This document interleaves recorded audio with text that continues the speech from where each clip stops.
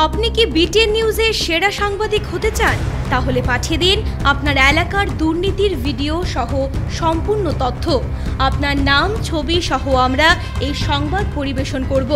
আপনার সংগ্রহীত সংবাদ 9435172456 অথবা 9435073499 হোয়াটসঅ্যাপ নম্বরে পাঠিয়ে দিন। আপনার নাম প্রকাশে অনিচ্ছুক থাকলে সংবাদ প্রেরণের সময় তার উল্লেখ করুন। আপনার নাম ও ঠিকানা সম্পূর্ণ গোপন রাখা হবে।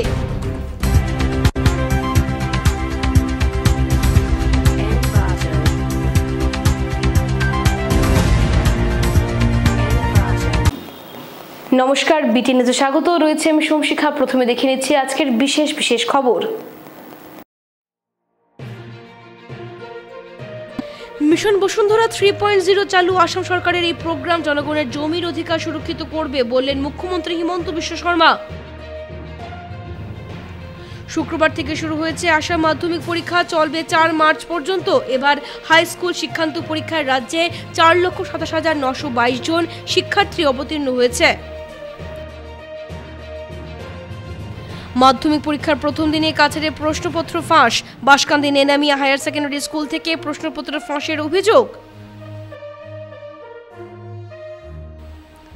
কাছাড় বাঁশকান্দি নেনামিয়া পরীক্ষা কেন্দ্রে মেট্রিকের প্রশ্নপত্র ফাঁসের খবর মিথ্যে বললেন রনোজ পেগো। এবারে বিস্তারিত খবর। মিশন বসুন্ধরা 3.0 চালু আসাম সরকারের ফ্ল্যাগ অফ প্রোগ্রাম জনগণের জমির অধিকার সুরক্ষিত হবে বললেন মুখ্যমন্ত্রী হিমন্ত বিশ্ব শর্মা। শুক্রবার রাজ্য সরকারের মিশন বসুন্ধরা 3.0 আনুষ্ঠানিকভাবে সূচনা শেষে বক্তব্য রাখতে গিয়ে মুখ্যমন্ত্রী হিমন্ত বিশ্ব শর্মা বলেন, মিশন বসুন্ধরা 3.0 আসাম সরকারের লক্ষ্য হল রাজ্যের ভূমিহীন খিলঞ্জিয়াদের জন্য জমির পাট্টা সুরক্ষিত করা।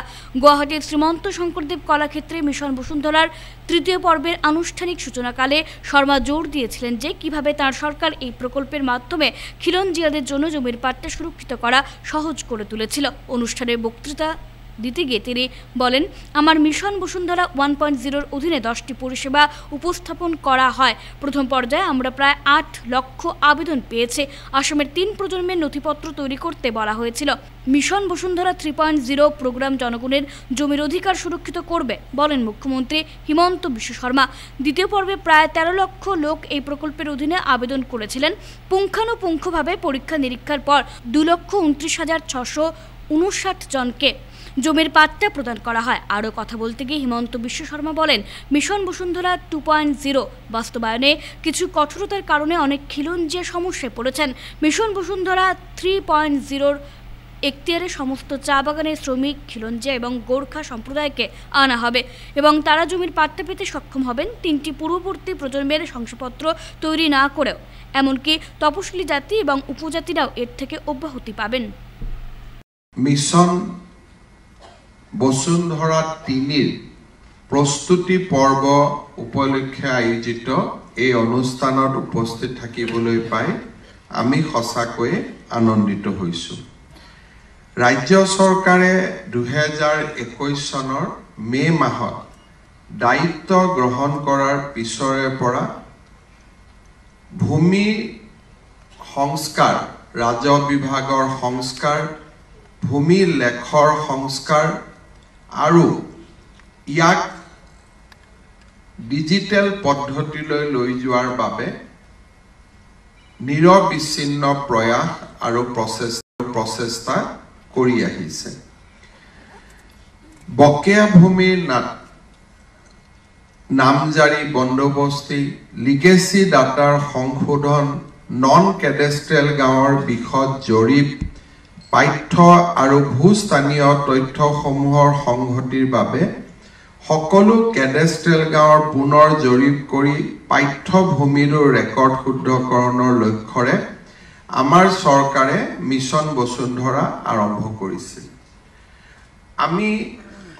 আমাৰ সকলোৰে মনত আছে যে 2021 চনৰ 2 অক্টোবৰত আমি প্ৰথম মিশন বসুন্ধৰা 1.0 আৰম্ভ কৰিছিলোঁ।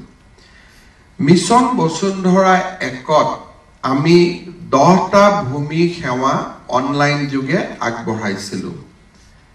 সেৱাকেইটা অতি সহজ আছিলে, কিন্তু বিভিন্ন প্ৰকাৰে মধ্যভোগীৰ দ্বাৰা আক্ৰান্ত হৈ বা মধ্যভোগীৰ পাকত পৰি সহজে উপলব্ধ সেৱাসমূহো মানুহে গ্ৰহণ কৰা নাছিল বা গ্ৰহণ কৰিব পৰা নাছিল। উত্তৰাধিকাৰী সূত্ৰে নামজারি। শুক্রবার থেকে শুরু হয়েছে আসাম মাধ্যমিক পরীক্ষা, চলবে 4 মার্চ পর্যন্ত। এবার হাই স্কুল শিক্ষান্ত পরীক্ষায় রাজ্যে 4,27,922 জন শিক্ষার্থী অবতীর্ণ হয়েছে। শুক্রবার রাজ্য সরকারের মিশন বসুন্ধরা 3.0 আনুষ্ঠানিকভাবে সূচনা শেষে বক্তব্য রাখতে গিয়ে মুখ্যমন্ত্রী হিমন্ত বিশ্ব শর্মা বলেন, মিশন বসুন্ধরা 3.0 আসাম সরকারের লক্ষ্য হল রাজ্যের ভূমিহীন খিলঞ্জিয়াদের জন্য জমির পাট্টা সুরক্ষিত করা। গুয়াহাটির শ্রীমন্ত শঙ্করদেব কলাক্ষেত্রে মিশন বসুন্ধরার তৃতীয় পর্বের আনুষ্ঠানিক সূচনাকালে শর্মা জোর দিয়েছিলেন যে কিভাবে তাঁর সরকার এই প্রকল্পের মাধ্যমে খিলঞ্জিয়াদের জন্য জমির পাট্টা সুরক্ষিত করা সহজ করে তুলেছিল।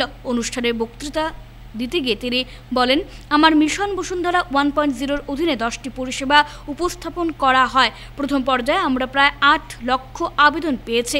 আসামের 3 প্রজন্মের নথিপত্র তৈরি করতে বলা হয়েছিল। মিশন বসুন্ধরা 3.0 প্রোগ্রাম জনগণের জমির অধিকার সুরক্ষিত করবে বলেন মুখ্যমন্ত্রী হিমন্ত বিশ্ব শর্মা। দ্বিতীয় পর্বে প্রায় 13 লক্ষ লোক এই প্রকল্পের অধীনে আবেদন করেছিলেন।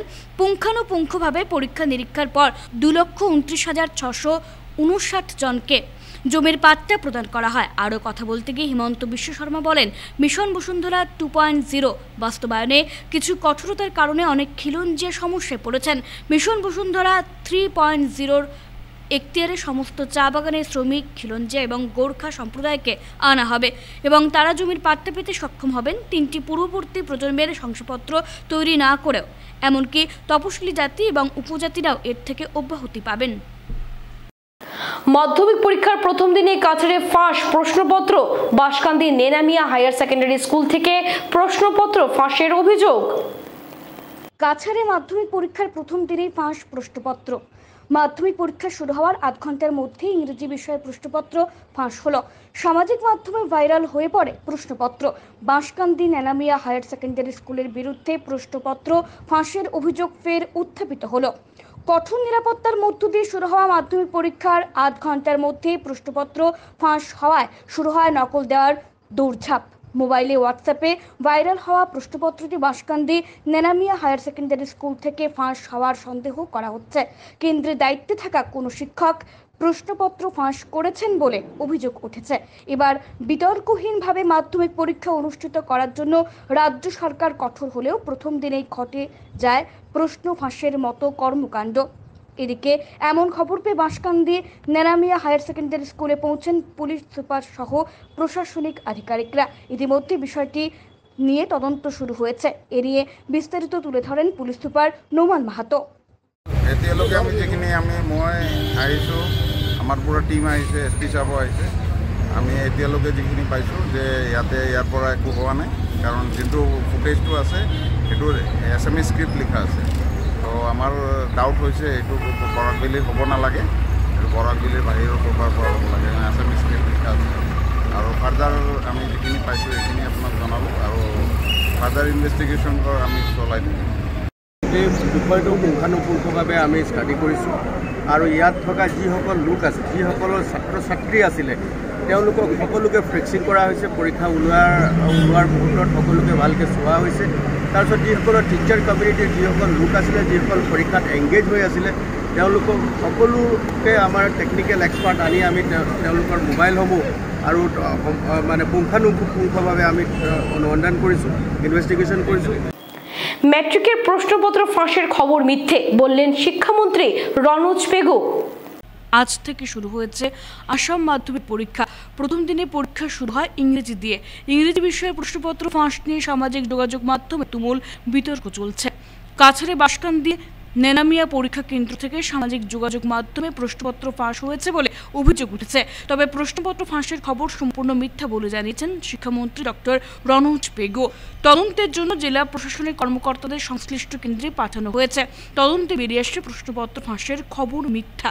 কিছু অশুভ চক্র যে অপপ্রচার চালাচ্ছে তা নিয়ে দুশ্চিন্তা করার দরকার নেই। উল্লেখ্য, আজ শুক্রবার থেকে শুরু হয়েছে আসাম হাই স্কুল শিক্ষান্ত পরীক্ষা। পরীক্ষা চলবে 4 মার্চ পর্যন্ত। এই বছরের হাই স্কুল শিক্ষান্ত পরীক্ষা রাজ্যে 913টি কেন্দ্রে অনুষ্ঠিত হয়েছে এবং মোট 4,27,922 জন শিক্ষার্থী অবতীর্ণ হয়েছেন।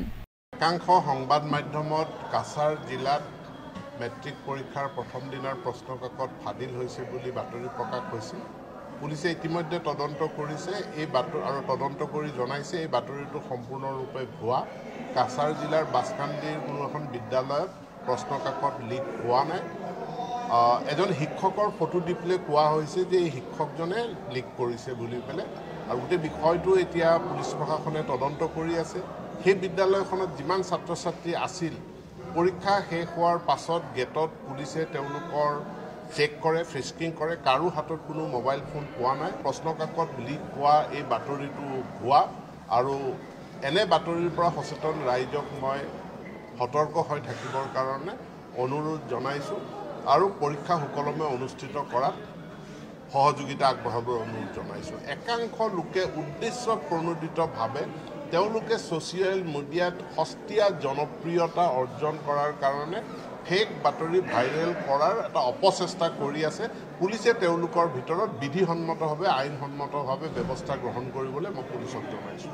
একাংশ সংবাদ মাধ্যমত কাছাৰ জিলাত মেট্ৰিক পৰীক্ষাৰ প্ৰথম দিনৰ প্ৰশ্নকাকত ফাদিল হৈছে বুলি বাতৰি প্ৰকাশ হৈছিল।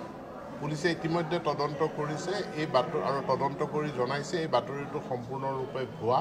কাছাৰ জিলাৰ বাছকান্দিৰ কোনো এখন বিদ্যালয়ত প্ৰশ্ন electricity employees engineers and pensioners coordination কমিটির বিক্ষোভ কর্মসূচি পালন শিলচরে। Electricity employees engineers and pensioners coordination কমিটির বিক্ষোভ কর্মসূচি পালন শিলচরে।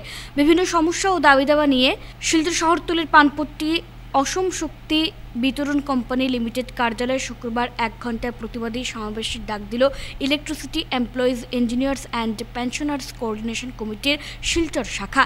এদিন যাবতীয় কাজকর্ম বন্ধ রেখে কমিটির কর্মকর্তারা কালো ব্যাজ ধারণ করে এপিডিসিএল কার্যালয়ের সামনে বর্তমান সরকারের বিভিন্ন জনবিরোধী নীতির বিরুদ্ধে বিক্ষোভ প্রদর্শন করেন। শীঘ্রই স্মার্ট মিটার প্রত্যাহার করা, এপিডিসিএলকে ব্যক্তি মালিকানার হাতে সমঝে দেওয়ার সিদ্ধান্ত থেকে বিরত থাকা, বিদ্যুৎ বিল 2022 অধিসত্তর বাতিল করা সহ অন্যান্য বিভিন্ন গুরুত্বপূর্ণ বিষয় সরকারের উপর চাপ সৃষ্টি করার পাশাপাশি তাদের এই দাবি পূরণে সরকারের হস্তক্ষেপ কামনা করেছেন সংস্থার কর্মকর্তারা।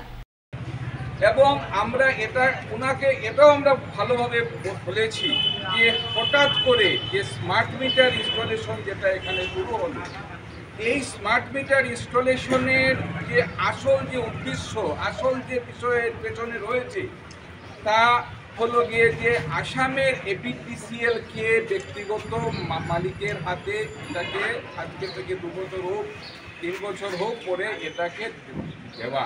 স্মার্ট মিটার আপনারা জানেন যে প্রিপেড স্মার্ট মিটার যেটা হলো আর্টিফিশিয়াল ইন্টেলিজেন্স একটা উন্নত মানের একটা টেকনোলজি আছে, সেই টেকনোলজি ব্যবহার করে আজকে গ্রাহকদের সর্বনাশের দিকে গ্রাহকদেরকে পাঠিয়ে দিয়েছে। তাই আজকে ভারতবর্ষের বিভিন্ন জায়গায় প্রিপেড স্মার্ট মিটারের বিরুদ্ধে দিকে দিকে আওয়াজ উঠেছে, আন্দোলন উঠেছে। সকাল এই ওদের যে অ্যাসোসিয়েশন আছে ওদের সঙ্গে 2 ঘন্টা গুয়াহাটিতে আলোচনা করে কোনো সুরাহা করতে পারেনি। যে যদি গ্রাহকদের উপর বিদ্যুৎ মূল্য ছাপিয়ে দেওয়ার আগে গ্রাহক সংগঠন, বিদ্যুৎ বিভাগ এবং সরকার ত্রিপাক্ষিক আলোচনা করে তারপরে সেটা নির্ধারণ করার কথা, কিন্তু আজকে আমরা দেখছি সপ্তাহে 2 বার 3 বার করে, মাসে 5 বার করে ইচ্ছা মতো বিদ্যুতের মূল্য বাড়িয়ে দেওয়া হচ্ছে। আমাদের সঙ্গে কনজিউমারদের সঙ্গে কোনো আলোচনাই করা হচ্ছে না। এই পদ্ধতি যেটা সংবিধান বিরোধী, যেটা বিদ্যুৎ আইন বিরোধী, সেই ধরনের বিরোধী আইনগুলাকে তোয়াক্কা না করে ওরা আজকে জনগণের উপর, কনজিউমারদের উপর ছাপিয়ে দিচ্ছে একটার পর একটা। রাস্তার বেহালের অবস্থা নিয়ে জনগণের ক্ষোভ। উধারবন্দ বিধানসভা ঠালিগ্রাম খাঞ্জামাটি 16 নম্বর লাইন এলাকায় নেই চলাচলের রাস্তা। রাস্তার বেহাল অবস্থা নিয়ে জনগণের ক্ষোভ। উধারবন্দ বিধানসভার ঠালিগ্রাম খাঞ্জামাটি 16 নম্বর লাইন এলাকার জনগণের চলাচলের রাস্তা নেই। স্বাস্থ্যকেন্দ্র থেকে 16 নম্বর লাইন প্রায় 1.5 কিলোমিটার রাস্তা, যোগাযোগ প্রায় বিচ্ছিন্ন। এই গ্রামে প্রায় 100 পরিবার লোকের বসবাস, কিন্তু ঠালিগ্রাম খাঞ্জামাটি 16 নম্বর লাইন এলাকার জনগণকে চরম দুর্ভোগ পোহাতে হচ্ছে। গত বর্ষার মরশুমে ছাত্রছাত্রীদের অনেক কষ্টে স্কুল কলেজে যাতায়াত করতে হয়েছে। এবার আরও ভয়াবহ পরিস্থিতির সম্মুখীন হতে হবে বলে জানিয়েছেন এলাকাবাসীরা। ঠিক একই অবস্থা রোগীদের ক্ষেত্রেও। এলাকাবাসী সংবাদ মাধ্যমে ক্ষোভ প্রকাশ করে বলেন, রাস্তার জন্য বারবার জনপ্রতিনিধিদের দ্বারস্থ হয়েও কোনো লাভ হয়নি। এমনকি সরকারের জব কার্ডের কাজের টাকা দিয়ে নালা পরিষ্কারের কাজ চলছে, কিন্তু এই এলাকায় রাস্তার কোনো জনপ্রতিনিধির নজরে পড়ছে না। শুধু নির্বাচনের সময় জনপ্রতিনিধিদের এই এলাকায় দেখা যায়। গ্রামবাসীর পক্ষ থেকে উধারবন্দের বিধায়ক মীরকান্তি সোম ও আসাম সরকারের দৃষ্টি কামনা করা হয়। এলাকার পক্ষ থেকে ছিলেন সুভাষচন্দ্র নন্দী, দীপন মুন্ডা, সুজলা রায়, মনিকা দেবী, কল্যাণী শীল, আরতি দাস, প্রতিভা দাস, বিধান দাস প্রমুখ। এরিয়াত মেম্বার আছে, প্রেসিডেন্ট আছে, তারপরে এপি মেম্বার আছে, এরা এই সমস্যাটা দেখে না। ইলেকশন আওয়ার পরে তারা সমস্যা আই যায়, ঠিক আছে। আর আমরা সমস্যা হইলো মানে 12 মাস আমরা চলাফেরার রাস্তা নাই, আমরা রাস্তা লাগে, তারপরে হইলে আমরা সমস্যার সমাধান হইব। কষ্ট করিয়া আমরা কয়েকজন মানুষে মিলিয়া আমরা নিজের পকেট থেকে টাকা অল্প দিয়া আজকে অল্প বালুভাতর ফালানি হয়েছে। কিন্তু এইগুলা কতদিন থাকবো? এগুলো তো বেশি দিন থাকতো না, যাইব গা যে ঠিক আছে। তারপরে আমার বাবা মারা গেছে, ছোটোর থেকে দেখলাম আমার বাবার ক্যান্সার হয়েছে। বাবারে মানে রাস্তা দিবার জায়গা নাই, জল ভর্তি, কেমনে আনতাম? ঠেলা আনছি, ঠেলা আনিয়া বাবারে ঠেলা ধরিয়া ক্যান্সারের রুগীরে আমরা আনছি, কুলো করে আনিছি। তারপরে আমার মাও এইরকম হয়েছে, নিয়ম আছে, কিন্তু তারা আমার দয়া করছে, গতকে গাড়ি আমার গেট পর্যন্ত গেছে। তারপরে আমার ছেলেটাও হার্টের পেশেন্ট মারা গেছে। এমন অবস্থা গিয়া যে চিকিৎসা করাইতাম, গাড়ি দিয়া নিতাম, এটা নাই। আমরা কুলো করিয়া ছেলেরে নিছি। তে লাগা আমি জানাইলাম যে চাই আর কি একটু মানে সরকারের যদি দয়া থাকে আর কি আমরা দিকে দেখতা, আমরা রাস্তাটা আমরা পাইতাম, ওটাই কই। সোনাবাড়ি ঘাটে মৌলা শাহ মোকামের মাজারের পুনর্নির্মাণ কাজের সূচনা হলো। এনেছে বিরোধী থাকছে অন্যান্য খবর, সঙ্গে থাকুন।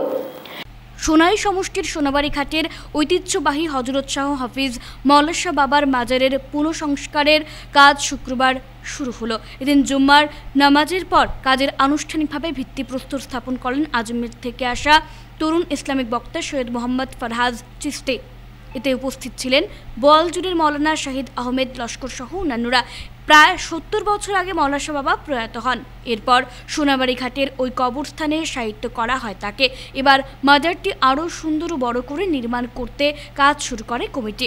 জনগণের সাহায্যের টাকা দিয়ে কাজ শুরু করে কমিটির সম্পাদক আজিজুর রহমান চৌধুরী জানান, 1950 সালে হযরত শাহ হাফিজ মৌলা শাহ বাবা প্রয়াত হন। তিনি কোরআন হাতে লিখেছেন, তা আজও বিদ্যমান। মৌলা শাহ বাবা একজন সৎ ও সুফিবাদী ছিলেন হাফিজও। পুনর্নির্মাণ কাজে সবার সাহায্য সহযোগিতা কামনা করেন তিনি। এদিনের অনুষ্ঠানে উপস্থিত ছিলেন মোকাম কমিটির সভাপতি আয়ুব বখত মজুমদার, আফজল চৌধুরী, মসজিদের ইমাম মৌলানা ওয়াহিদুল রহমান বড়ভূঁইয়া প্রমুখ। উনি 1950 ইংরেজির আগে ওনার মৃত্যু হয়েছিল এবং এই কবরস্থানে, যে কবরস্থানটা মরহুম মঈনুল চৌধুরীর কবরস্থানের দক্ষিণ দিকে ওনার মাজার অবস্থিত। এখানে অনেক দর্শনার্থী প্রতি বৃহস্পতিবার এবং অন্যান্য দিনে আসেন এবং এই হাফিজ মৌলা শাহ সাহেবের একটা হাতের লেখা কোরআন শরীফ আছে, যেটা প্রতিলিপি আপনাদেরকে আমরা দেব এবং আমরা যে ভিত্তিপ্রস্তর স্থাপন করে এটার কাজ আরম্ভ করেছি।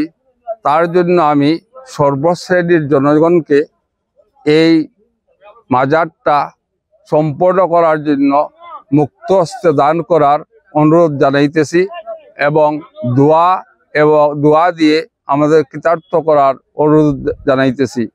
বিশেষ করে হাফিজ মৌলা শাহ বাবা একজন ধার্মিক এবং অনেক সৎ পুরুষ ছিলেন।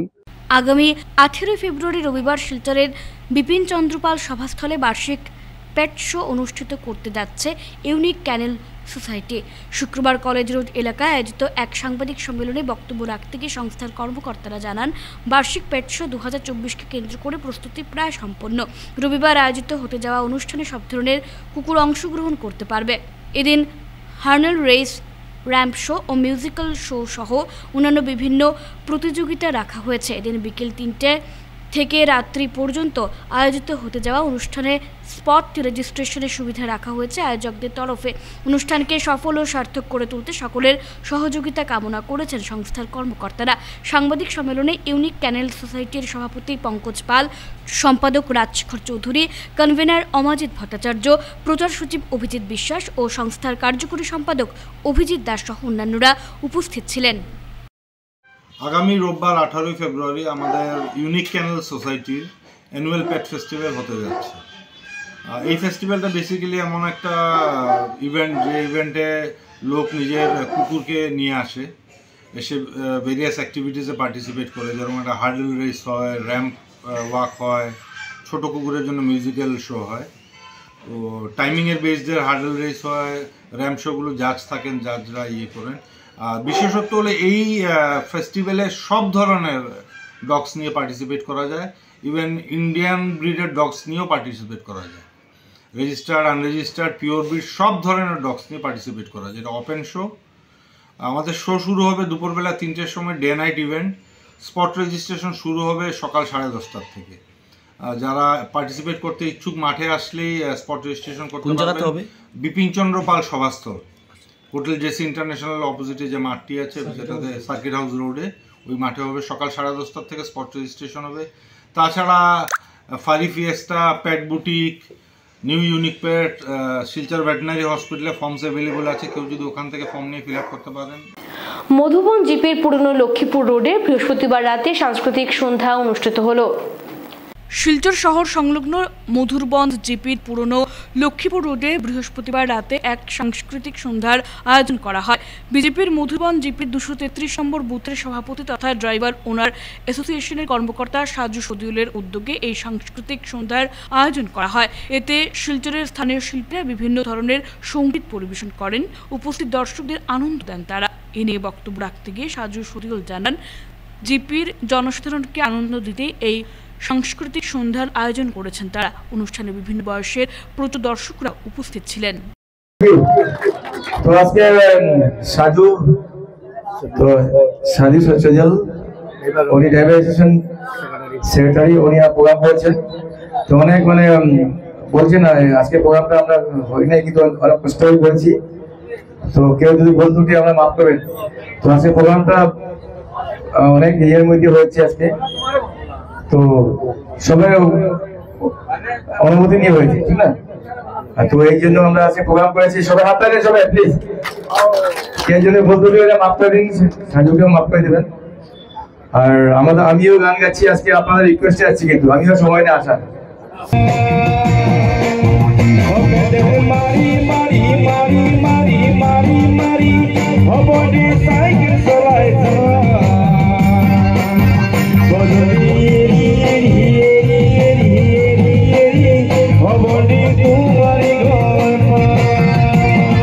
সোনাই বাগপুরের দারুল উলুম মাদ্রাসার চতুর্থ তাফসিরুল কোরআন আগামী সোমবার।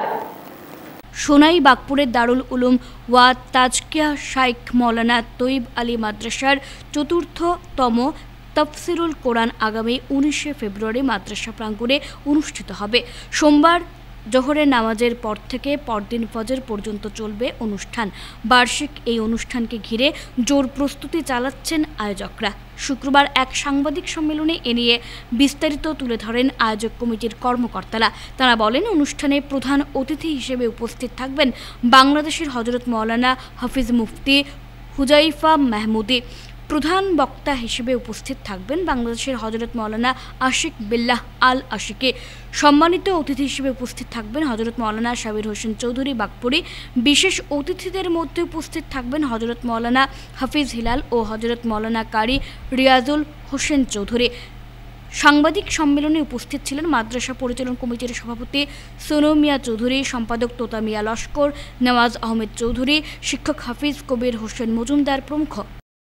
এখানোর এরিয়ার মানুষে মাসলা মাসাইল কিছু জানতা, মাদ্রাসার যে ছাত্র আছেন এরা ওয়াজের মাধ্যমে অনুপ্রাণিত হইয়া তারা উৎসাহিত হইয়া আরো কিছু ভালোভাবে পড়াশোনা করতা, আর মাদ্রাসার খ্যাতি প্রচারটাও সম্প্রসারিত হইত। 24 ইংরেজি রোজ সোমবার বাদ জোহর হইতে পরদিন ভোর 5 কোটি পর্যন্ত এক আন্তর্জাতিক তাফসিরুল কোরআনের মহাসম্মেলন আয়োজন করা হয়েছে।